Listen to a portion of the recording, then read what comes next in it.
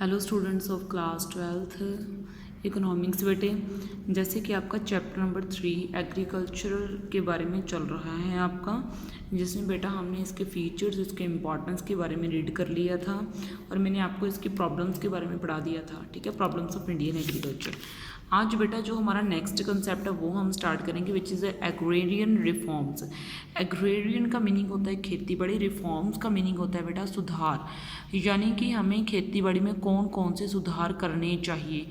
तो agrarian reform और reform in Indian agriculture, यानी कि with a view to tackling the problems of Indian agriculture, यानी कि जो इंडियन एग्रीकल्चर की प्रॉब्लम्स हैं उनको टैकल करने के लिए, उनको सॉल्व करने के लिए the government has taken a series of reform major since independence, यानी कि with a view to tackling the problem of Indian agriculture the government has taken series of reform, यानी कि गवर्नमेंट ने बहुत से सुधार करने शुरू किए हैं आज़ादी के टाइम से। ठीक है, तो उसको ही बोला जाता है एग्रेरियन रिफॉर्म, जो सुधार गवर्नमेंट ने करने स्टार्ट किए। अब देखो एग्रेरियन रिफॉर्म जो है 3 तरह के गवर्नमेंट सुधार किए। सबसे पहले है टेक्निकल रिफॉर्म, उसके बाद है इंडस्ट्रियल रिफॉर्म, उसके बाद है जनरल रिफॉर्म। टेक्निकल रिफॉर्म का मीनिंग क्या है कि यानी कि कुछ नॉर्मल सी चीज़ों को सुधारा गया टेक्निकल वाली, जैसे HVY सीड्स लाए गए, हाई वैरायटी यील्डिंग वाले सीड्स लाए गए, केमिकल फर्टिलाइज़र किसानों को यूज़ करना सिखाया गया, इंसेक्टिसाइड और पेस्टिसाइड उनको यूज़ करना सिखाया गया, उनको साइंटिफिक वे से तरीके से खेती करना सिखाया गया, उनको मशीन्स वगैरह जो है वो प्रोवाइड कराई गई कि आपने खेत में ये चीज़ें यूज़ करनी है। इंस्टीट्यूशनल रिफॉर्म में क्या है, एबोलिशन ऑफ इंटरमीडिएटर, जो बिचौलिए थे वो ख़त्म कर दिए गए। रेगुलेशन ऑफ रेंट, जो रेंट है वो रेगुलेट कर दिया गया। कंसोलिडेशन ऑफ होल्डिंग, कंसोलिडेट कर दिया गया होल्डिंग को, किसकी, खेती की। ये मैं आपको सारा समझाऊंगी भी होता क्या है। सीलिंग ऑन लैंड होल्डिंग, यानी कि जो ज़मीन थी छोटे छोटे पार्ट्स में डिवाइड करी गई, उसको एक बड़े लेवल के ऊपर जो है वो कर दिया गया। आ गया कोऑपरेटिव फार्मिंग, इसमें मैं आपको समझाऊंगी कोऑपरेटिव फार्मिंग क्या होती है। जनरल रिसोर्स में आ गया आपका जनरल रिफॉर्म में जो नॉर्मल सुधार करे गए, इसमें है एक्सपेंशन ऑफ इरीगेशन फैसिलिटीज़, यानी कि जो सिंचाई के साधन हैं उसके एक्सपेंशन के बारे में हमने पढ़ना है। आ गया provision of credit, regulated market and cooperative market. मैं आपको दोनों समझाऊंगी कि रेगुलेटेड मार्केट क्या होता है और कोऑपरेटिव मार्केट क्या होता है। इसको ना सुधारा गया। प्राइस सपोर्ट पॉलिसी, और जो किसानों की फसलों का प्राइस था उसको भी ठीक रखने में गवर्नमेंट ने मदद की। तो हमने ऐसे रिफॉर्म्स के बारे में पढ़ेंगे। अब हम कोशिश करेंगे कि हम टेक्निकल रिफॉर्म्स को बहुत अच्छे से रीड कर पाएंगे।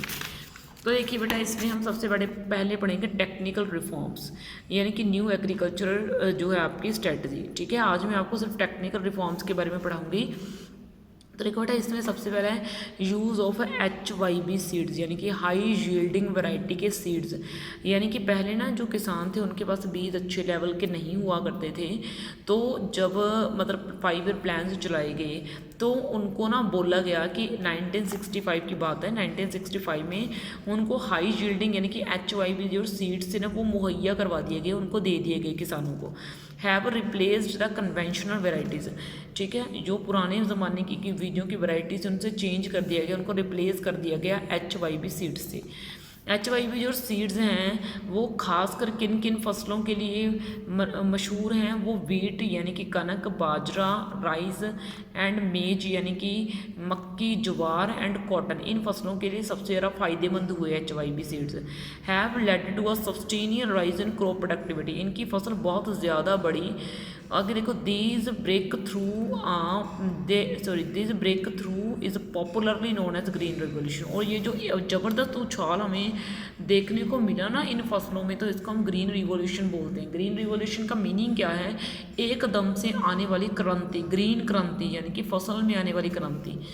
ठीक है, आगे देखो, national seeds corporation has been set up to promote the growth and distribution of HYB seeds, जो HYB सीड्स से उनकी फसल उनको बढ़ाने के लिए कि किसान वो ज़्यादा से ज़्यादा यूज़ करें, एक नेशनल सीड कॉर्पोरेशन बिठा दिया गया। उनको मतलब बोला गया कि आपने किसानों को HYB सीड्स यूज़ करने के लिए जो है ना इंड्यूसमेंट देनी है। आगे तो आगे देखो बेटा, कहना 2015 से 16 में 304 लाख टन क्विंटल जो है ना बीज वो किसानों को बांटे गए। ठीक है ना। आगे देखो बेटा, आगे यूज़ ऑफ केमिकल फर्टिलाइजर्स। आगे जो है ना मतलब कि जो आपकी खाद वगैरह है वो ना आगे किसान सिंपल यूज़ किया करते थे। पहले खाद को बनाने में इतना टाइम लगता था, फिर वो भी खाद को फिर बाद में उसको उस पूरे का पूरा साफ़ करो, बहुत पंगा सा था। तो लेकिन केमिकल फर्टिलाइज़र से ये काम आसान हो गया। केमिकल फर्टिलाइज़र कैसे होते हैं जो ना फसलों को कीड़ों से बचाने की कोशिश करते हैं। मतलब chemical fertilizers are being increasingly used to enhance productivity, यानी कि ये देखो प्रोडक्टिविटी को बढ़ाते हैं, यानी कि use of chemical fertilizers has considerably increase over time. और टाइम के साथ साथ ना इसका यूज़ बढ़ता ही जा रहा है केमिकल का। यानी कि इन 2015 से 16 की बात करें तो 267.5 लाख टन के करीब जो है ना केमिकल फर्टिलाइजर्स यूज़ करे गए। ठीक है। उसके बाद नंबर 3 के ऊपर है use of pesticides and insecticide for crop production. यानी कि अब हमने पेस्टिसाइड्स और इंसेक्टिसाइड्स के बारे में पढ़ना है जो हम क्रॉप को प्रोटेक्ट करने के लिए यूज़ करते हैं। जैसे मान लीजिए फसल को कीड़ा लग गया तो हम इंसेक्टिसाइड यूज़ करते हैं, और जो छोटे छोटे कीट लग जाते हैं, यानी कि जो छोटे छोटे कीड़े लग जाते हैं फसलों को, वो पेस्टिसाइड्स यूज़ करते हैं उनके लिए। यानी कि इंसेक्टिसाइड और पेस्टिसाइड्स यूज़ करे जाते हैं क्रॉप को बचाने के लिए। यानी कि steps have been initiated to protect crop against disease and insect by using insecticide and pesticide. Steps have been initiated, यानी कि स्टेप्स उठाए गए हैं प्रोटेक्ट करने वास्ते फसलों को बीमारियों से बचाने के लिए और कीड़ों से बचाने के लिए। कौन कौन से कीड़ों से बचाने के लिए इंसेक्टिसाइड चाहिए, और जो बीमारियां हैं उनसे बचाने के लिए पेस्टिसाइड चाहिए। 14 central plant protection centres have been set up in this respect. और जो 14वां सेंट्रल प्लांट प्रोटेक्शन जो है ना वो बिठाया गया है इसके लिए। ठीक है। वो आगे देखो बेटा, आगे है आपका साइंटिफिक फार्म मैनेजमेंट प्रैक्टिसेस। यानी कि साइंटिफिक फार्म क्या है, किसानों को ना साइंटिफिक तरीके से खेती करना सिखाया जा रहा है। ये देखो stress has been laid on scientific cultivation, यानी कि एज अगेंस्ट कन्वेंशनल फार्मिंग। आगे देखिए बेटा, scientific methods of farming related. देखो साइंटिफिक मेथड्स कौन से फार्मिंग से, selection of crop and quality. आप जो फसल सिलेक्ट कर रहे हो आपको उसके बारे में पता होना चाहिए, और आपको उसकी क्वालिटी के बारे में पता होना चाहिए। आगे प्रेपरेशन ऑफ सॉइल, यानी कि जो मिट्टी है वो कैसे यूज़ करनी है आपको उसके बारे में पता होना चाहिए। रोटेशन ऑफ क्रॉप, आपने फसल एक ही नहीं बीजनी, आपने फसल को बार बार चेंज करते रहना है, तो रोटेशन ऑफ क्रॉप आपको पता होना चाहिए। सिलेक्शन ऑफ सीड, आपने कौन सी फसल की है, किस टाइप का बीज यूज़ करना है आपको वो पता होना चाहिए। Use of fertiliser besides other, और जो इसके अलावा जो है ना आपको फर्टिलाइज़र जो है आपको उसके बारे में पता, खाद वगैरह के यूज़ के बारे में पता होना चाहिए कि कौन सी फसल में कितनी खाद पड़नी है। तो ये सारा कुछ सिखाया जाता था साइंटिफिक मेथड में। तो in this connection intensive agriculture area programme has been introduced. और इसके लिए ना प्रोग्राम्स चलाए जाते थे जहाँ पे किसानों को चीज़ों के बारे में समझाया जाता था ताकि एग्रीकल्चर जो है वो अपनी अच्छी कर पाएँ। आगे देखो बेटा है, आगे जो मशीनों के थ्रू कल्टीवेशन के बारे में हम पढ़ेंगे।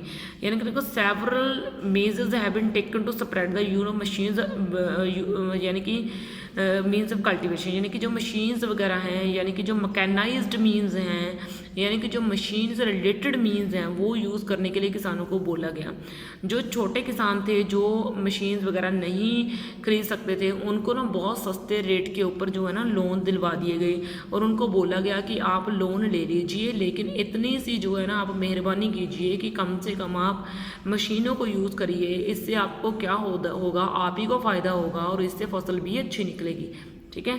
तो ये बेटा आपके जो थे ना ये आपके थे टेक्निकल रिफॉर्म्स जो हमने पढ़े हैं, यानी कि इस तरीके से टेक्नोलॉजी को चेंज करा गया, कुछ कुछ छोटे छोटे चेंज करके फसल को बढ़ाना जो है शुरू कर दिया गया गवर्नमेंट के द्वारा। नेक्स्ट में बेटा हम आपके पढ़ेंगे लैंड रिफॉर्म्स के बारे में पढ़ेंगे, यानी कि ज़मीन से रिलेटेड जो थे ना सुधार किए गए वो क्या क्या थे। ओके बेटा, देन थैंक यू। इस वीडियो में आपके लिए इतना ही बेटा।